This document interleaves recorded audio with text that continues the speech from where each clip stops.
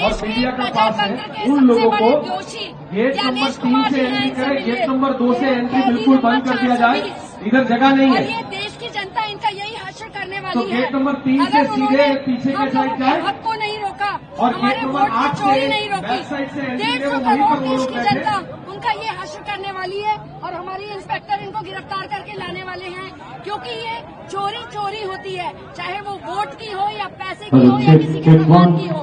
ज्ञानेश कुमार जी को इस देश की जनता इसी हालात में बहुत जल्दी लाने वाली है, अगर उन्होंने जनता के साथ न्याय करना बंद नहीं किया। हम लोग जो हैं अपने वोट चोरी के लिए जो ये राहुल गांधी जी के आह्वान में ये रैली बुलाई गई है, पूरे देश से लाखों की संख्या में कार्यकर्ता आए हुए हैं। महिला कांग्रेस सभी यूनियन टेरिटरीज और सब प्रदेशों से आई हुई है। हम लोग मांग करते हैं इस वोट की चोरी तुरंत रोकी जाए, नहीं तो इंडिया का हश्र भी बहुत खराब होने वाला है। और इस वोट चोरी को जो सबसे ज्यादा बढ़ावा दे रहा है, देश की जनता उनको इस स्थिति में पहुंचाने वाली है। इसलिए हम सिंबॉलिकली यहाँ पर कैदी नंबर 420 ज्ञानेश कुमार को जंजीरों में जकड़ के लाए हैं, क्योंकि उन्होंने इस देश के प्रजातंत्र को जंजीरों में जकड़ लिया है।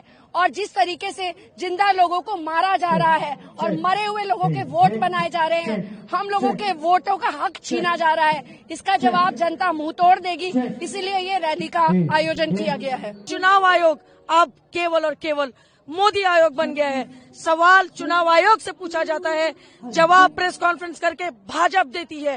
तो कब तक ज्ञानेश कुमार बीजेपी के पपेट बन के रहेंगे?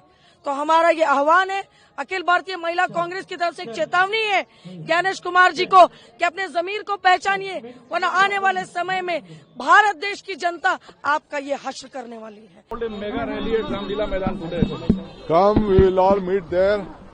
We will speak there. We wanted to protect our rights. Election is a fundamental right of every citizen. लोकतंत्र खतरे में है, पूरा इलेक्शन प्रोसेस खतरे में है, उस पर प्रश्न चिन्ह खड़ा है। तो सब लोग आए हैं बड़ी संख्या में गुस्से का इजहार करने। सम्राट चौधरी लालू जी के घर को जो है स्कूल बनाने की कवायद में लगे हुए हैं। लालू प्रसाद यादव के घर है उसमें। हाँ, तो ये लोग सब नियम कानून संविधान को सिर पर लेके चल रहे हैं, तो उसमें क्या होगा? राहुल गांधी जी ने जो बुनियादी सवाल उठाए एफआईआर को लेकर के और इलेक्शन कमीशन की निष्पक्षता को लेकर के, उनका कोई जवाब दिया? आपने नेहरू जी से लेकर के इंदिरा जी तक, राजीव गांधी तक, सोनिया गांधी जी तक इतिहास के पन्ने जरूर खंगाले, एक दुष्प्रयास किया उनको खंगालने का, लेकिन आपने जो बुनियादी सवाल ईवीएम को लेकर के कि उसका स्ट्रक्चर क्या है, राहुल गांधी जी ने कहा कि आप जो वोट पढ़ते हैं जिस समय, उसके जो है आप हमको फुटेज दीजिए। आप इलेक्शन कमीशन उसको शेयर करने के लिए विपक्षी दलों के साथ तैयार नहीं है। आप उनको हमको जो इलेक्टोरल है, आप फाइनल इलेक्टोरल आप 24 घंटा पहले देते हैं।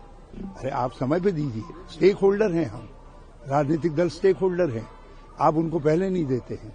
और ये सब जानते हैं कि किस तरीके से गड़बड़ होती है। लास्ट मिनट में 400, 500, 1000, 2000 ऐसे वोट काटे जाते हैं जो परंपरागत तरीके से विपक्ष को दे रहे होते हैं, और ऐसे लोग जोड़े जाते हैं जिनको पोर्टेबल बनाया जाता है, जो एक दल विशेष को, भाजपा को वोट देने वाले लोग होते हैं। तो इन बातों का कोई जवाब श्री अमित शाह जी के पास नहीं था। इन बातों का जवाब न प्रधानमंत्री जी ने दिया।